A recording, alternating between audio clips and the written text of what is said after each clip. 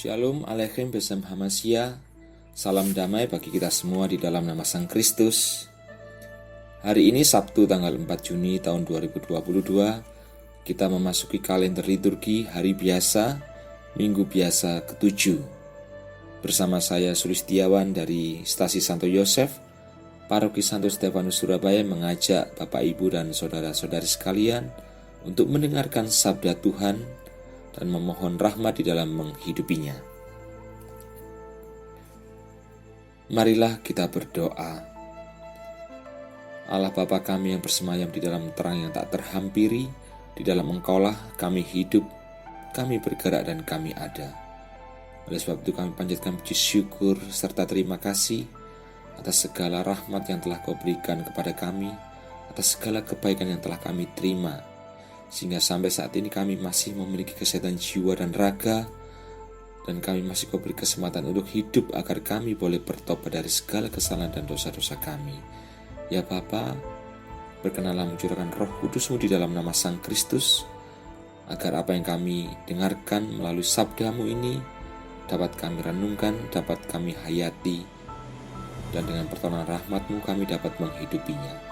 Maka doa ini kami haturkan dalam hadirat-Mu dengan pengantaran Putra-Mu, Tuhan kami Yesus Kristus. Amin. Semoga Tuhan beserta kita, sekarang dan selama-lamanya. Inilah Injil Yesus Kristus menurut Yohanes. Dimuliakanlah Tuhan. Yohanes pasal 21, ayat 20 sampai dengan 25.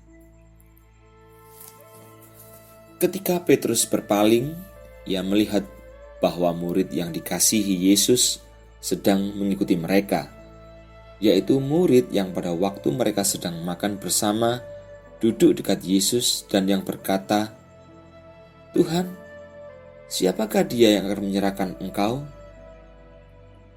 Ketika Petrus melihat murid itu, ia berkata kepada Yesus, "Tuhan, apakah yang akan terjadi dengan dia ini?"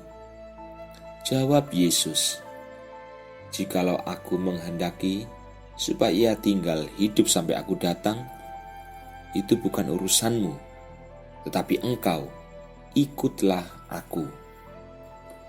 Maka tersebarlah kabar di antara saudara-saudara itu bahwa murid itu tidak akan mati.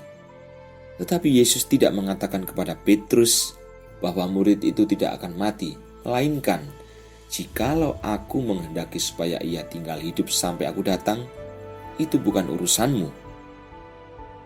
Dialah murid yang memberi kesaksian tentang semuanya ini, dan yang telah menuliskannya, dan kita tahu bahwa kesaksiannya itu benar. Masih banyak hal-hal lain lagi yang diperbuat oleh Yesus, tetapi jikalau semuanya itu harus dituliskan satu persatu, maka agaknya dunia ini tidak dapat memuat semua kitab yang harus ditulis itu. Demikianlah sabda Tuhan. Terpujilah Kristus. Bapak, Ibu, dan saudara-saudari yang terkasih, Tuhan Yesus pada Injil yang baru saja kita baca dan kita dengarkan bersama adalah menghendaki supaya Petrus mengikut Tuhan Yesus sendiri dengan mengatakan, "Ikutlah aku." Kalimat yang dilontarkan pada Petrus tentu tidak hanya sekedar mengikut tanpa memiliki arah tujuan atau memiliki maksud tertentu yang menjadi kehendak dari Tuhan Yesus sendiri. Kalimat "ikutlah aku" dalam konteks ajakan Tuhan Yesus terhadap muridnya Petrus, jikalau kita membaca dalam ayat sebelumnya, adalah memiliki dua makna. Makna yang pertama adalah Tuhan Yesus menghendaki supaya Petrus mengasihi Dia, mengasihi Tuhan Yesus sendiri, lebih daripada segala sesuatu. Kasih yang dikehendaki oleh Tuhan Yesus adalah kasih dalam arti agape, yang artinya adalah seperti kasih yang dimiliki oleh Tuhan Yesus sendiri, yaitu adalah kasih yang murni tanpa pamrih, kasih yang bersedia untuk berkorban, kasih yang mau menerima orang lain, meski orang lain tidak sebesar kasih kita kepadanya. Itu makna yang pertama.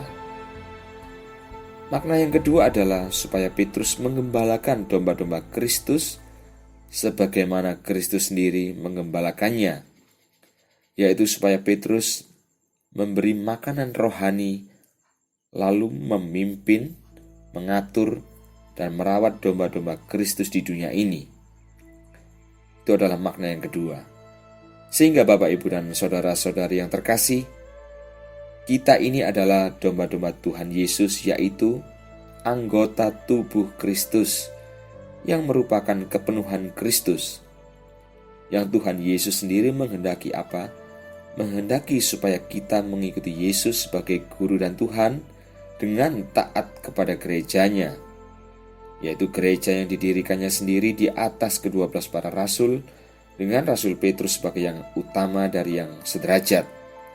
Gereja yang satu, kudus, katolik, dan apostolik, yang sesuai dengan pengakuan iman kita dalam Credo Nikea.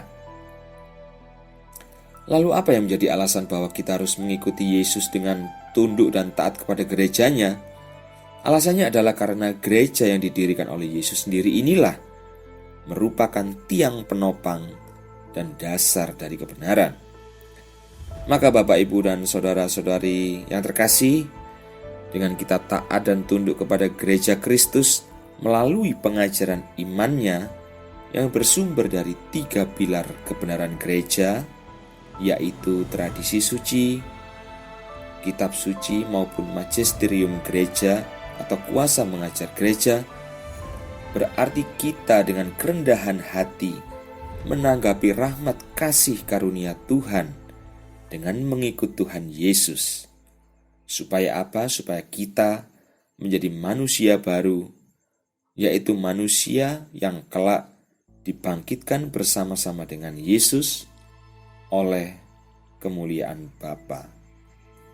Dan semoga sabda Allah yang kita dengarkan bersama serta renungan yang singkat ini menjadikan kita pribadi-pribadi yang dewasa dalam iman, guyup, penuh pelayan dan misioner, atau menerima mandat Tuhan sendiri sesuai yang dicita-citakan dalam arah dasar Keuskupan Surabaya.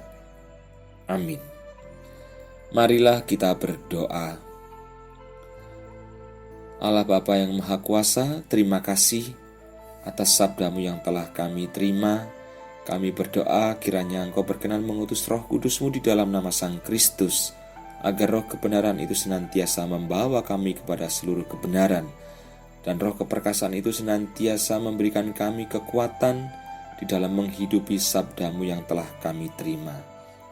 Maka ya Bapa, kami menyerahkan seluruh kegiatan aktivitas kami pada hari ini, awal, pertengahan hingga akhir nanti ke dalam penyelenggaraan ilahi-Mu atas hidup kami, di dalam nama Putra-Mu, Juru Selamat dan Pengantara kami semua umat manusia, Tuhan Yesus Kristus, yang melaluinya Engkau menjadikan segala sesuatu dan menopang segala sesuatu, yang bersama Dikau ya Bapa dalam persatuan Roh Kudus Tuhan yang memberi kehidupan, Allah yang berkuasa sepanjang segala masa.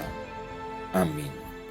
Kemuliaan kepada Bapa dan Putra dan Roh Kudus, seperti pada permulaan, sekarang, selalu, dan sepanjang segala abad. Amin. Dalam nama Bapa dan Putra dan Roh Kudus. Amin.